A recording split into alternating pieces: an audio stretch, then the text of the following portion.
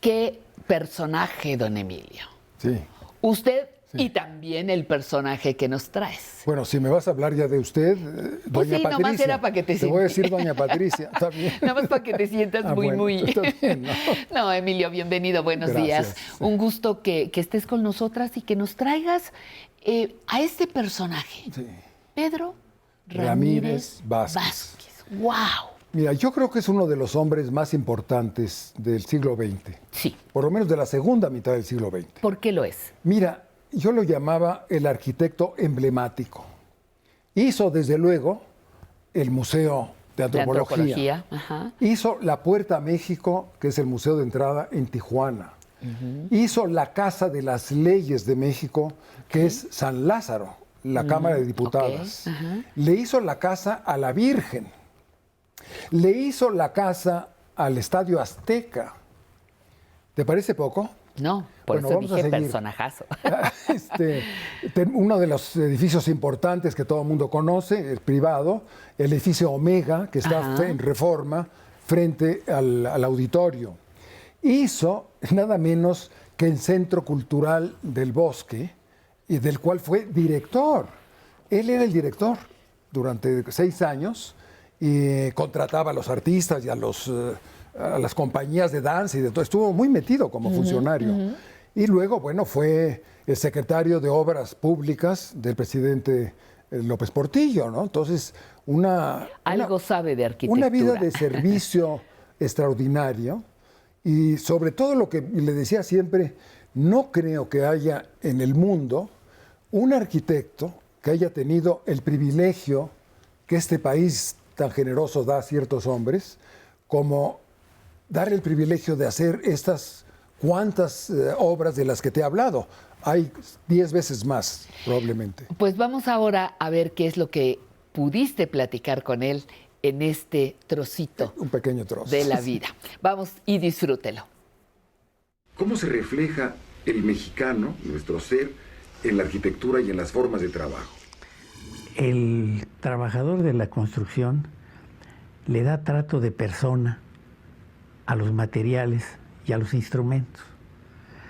Es muy común oír, y muchas veces creen algunas gentes que es una disculpa torpe. Y no, eso tiene un gran sentido humano para mí. Si hay un error en un piso, con la mayor tranquilidad dice, no, Arqui sabe que mintió el nivel. Entonces dice uno, ¿pero cómo va a mentir el nivel? No, para él el nivel es una persona, también le da un trato de persona. Cuando hay un desfasamiento en una pared de un material con otro, ¿no? Oye, ¿qué pasó aquí? Ah, pues no responde. Cuando le encarga uno a un cantero que en una cantera de Jaltocan, que es una cantera extremadamente dura, preciosa, y les dice uno, mira, quiero esto en este material. No, arquitecto, esta no se deja. En lo que es una obra de servicio público y lo que es una obra privada, créeme que no es demagogia, es muy diferente. La respuesta cuando es una obra de servicio público es otra. Entrega total. Es entrega total y es automática, es intuitiva. No es necesario decirles, oye, que esto, que va a ser el Museo Nacional y que el Museo Nacional. No. Automáticamente lo sienten propio. No sé por qué procedimiento, por qué proceso, sienten que eso es en su beneficio.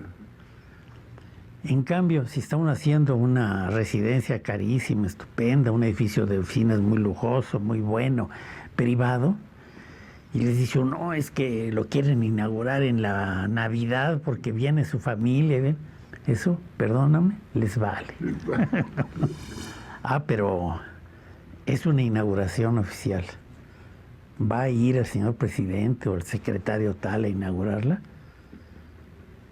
La respuesta es otra. La arquitectura es una técnica, y una técnica que se basa en una serie de razonamientos y cada razonamiento va condicionando el siguiente. Es una técnica. Precisamente en el análisis del Museo de Antropología, cuando llegamos a la conclusión de que siendo un gran museo nacional, debería evitar pues todos los problemas que se vivían y se siguen viviendo en los viejos museos nacionales de gran prestigio, el Louvre, el Vaticano, la Galería Pitti, todos los grandes museos, incluso más recientes que aquellos en cuanto a edificio, el Museo del Hombre en París, ¿no? Cuando yo le construyo su casa al licenciado López Mateos, mucho antes de esto, en San Jerónimo, visitando su obra los domingos, como siempre sucede en cada propietario, un día me pregunta, me dice: arquitecto, en la antigüedad seguramente la ilusión de un arquitecto era hacer una catedral. ¿Para usted cuál sería? Le dije: pues para mí el Museo Nacional de Antropología. Viene su declaratoria de presidente electo. Lo voy a felicitar a San Jerónimo. Y al darle el abrazo, me sorprende con un comentario que yo no esperaba. Y me dice: se nos va a hacer el museíto. Se me alegró la mirada. Lo tenía presente el arquitecto Ricardo Robina, con el encargo de fijarse esencialmente en el tipo de guión y en el tipo de servicios educativos y de conservación. Esa era su tarea. El arquitecto Jorge Campuzano se fue a concentrarse en las organizaciones técnicas de controles de humedad, de clima artificial, de todo lo que es técnico, sistemas de seguridad, porque además eran la mayor capacidad y experiencia. Y el arquitecto Rafael Mijares y yo, en la operación misma del museo, en su guión museográfico, en el tratamiento de los visitantes, el comportamiento de los visitantes, etc. Llego a la conclusión de que en el Museo de Antropología necesitamos un gran centro de distribución para esa solución que deseamos. Ese centro distribuidor, pues es en realidad la plaza o el patio. Entonces, si mi problema es cuando llueve, y cuando llueve me protejo con un paraguas, pues voy a proteger esto con un paraguas. Por eso yo pienso que la arquitectura es una disciplina de servicio. Es una técnica para servir a un usuario, al que vive la arquitectura. El solo hecho de pasar de un ámbito que se tiene el techo a 3,80 a uno que tiene el techo a 6 metros, se puede observar. La gente cambia de ritmo. Cuando pasa de ese espacio al otro, se frena. Porque intuye: ah, caray, aquí está algo más importante. Y no por el tamaño de las piezas. El espacio. Es el espacio el que impone. La Sala Mexica tiene un tratamiento de templo. Estamos acostumbrados, creyentes o no, a entrar a los templos con cierto respeto, si no devoción. La Sala Mexica son 3 naves. Tiene un altar mayor y tiene 2 altares laterales y es una cruz griega. Entonces es la atmósfera de un templo. Y se puede observar que la gente al entrar, así vaya en grupo, ahí baja la voz. Y no dice silencio. Es el espacio el que lo domina. En el ala norte se recorren primeras salas de introducción, los orígenes, Tratilco, Teotihuacán, Tula. Y yo supongo que el público ya después de visitar esas salas ya está cansado. Y dice: ya vámonos. Ah, pero yo no quiero que se vayan, yo quiero que vean la Sala Mexica. Entonces van a entrar, y van a entrar rápido, pero yo quiero que entren despacio. Entonces hay un desnivel de 1 metro que se liga con una rampa de mármol. entonces te se puede caer. Y con cuidadito. Entonces la gente se frena y entra a la sala mexica despacio, se encuentra con el impacto, el calendario azteca al fondo, por inercia quiere ir a verlo, no puede porque se cae, está 1 metro arriba, tiene que dar la vuelta, bajar por otra rampa de mármol interior y seguir la secuencia de visita que el asesor científico don Alfonso Caso nos había dicho.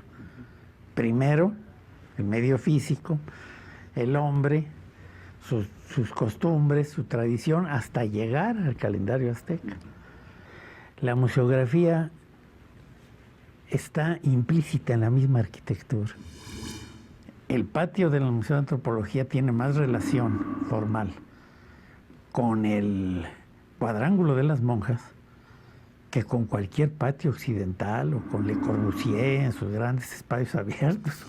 El volumen de servicios y de vestíbulo independiente de los cuerpos de exposición. Está uno sobre el respirador con un problema semejante. Aflora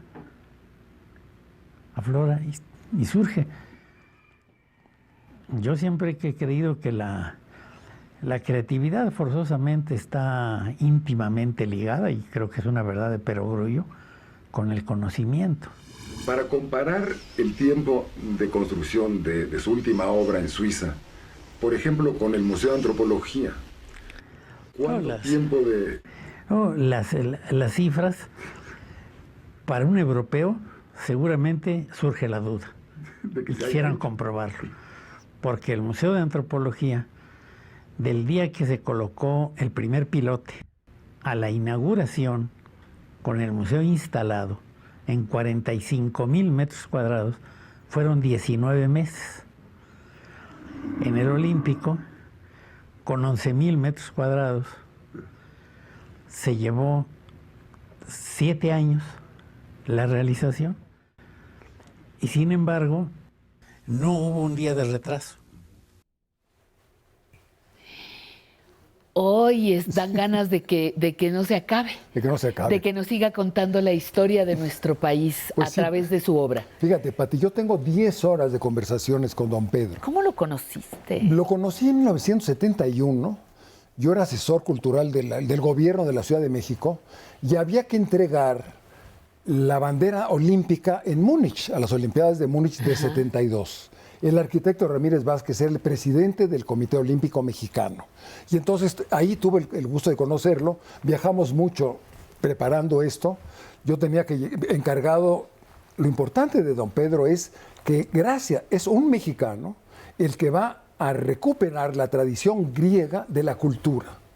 Y a partir de México, las Olimpiadas son culturales, como fueron en la época de los griegos. Cuando había Olimpiadas en Grecia, quien presentaba obras se llamaba Esquilo, Eurípides y Aristófanes. Nada más. Era eso. Entonces, México, sabiendo que no vamos a llevarnos muchas medallas, podemos exhibir la grandeza de la cultura mexicana. Y entonces los alemanes deciden también hacer una exposición, una actividad cultural, y la Ciudad de México, yo me encargo del pabellón, en fin, de todas estas partes, y de entregar la bandera con el ballet folclórico de Guadalajara, de Samarripa, un estupendo coreógrafo, con La Negra, porque La Negra se va moviendo, ¿no? Es una canción que van los muchachos pegando, y entonces el licenciado Sentíes, que va a entregarla al alcalde de Múnich, se la va a entregar seguido por el ballet nada menos que de Guadalajara. Yo quisiera quedarme un momento más, porque esto es muy importante. Quizá una de las obras más importantes del arquitecto fue una construcción, una capilla a la Virgen de Guadalupe, en el Vaticano, a 10 metros de donde está enterrado San Pedro. El piso donde construyó el arquitecto era de la época de Constantino, del año 3 después de Cristo. Y las paredes que utilizó eran de la época de Bramante. De manera que es un mexicano el que ha hecho una obra arquitectónica la más cercana a la tumba del fundador de la Iglesia romana en Roma. Nada más. Bueno, pues Emilio, un placer como siempre, que nos traigas estos regalos maravillosos que son parte de nuestra historia. Es absolutamente. Es parte de la construcción de nuestro país, y muchas gracias a usted por haber estado con nosotros.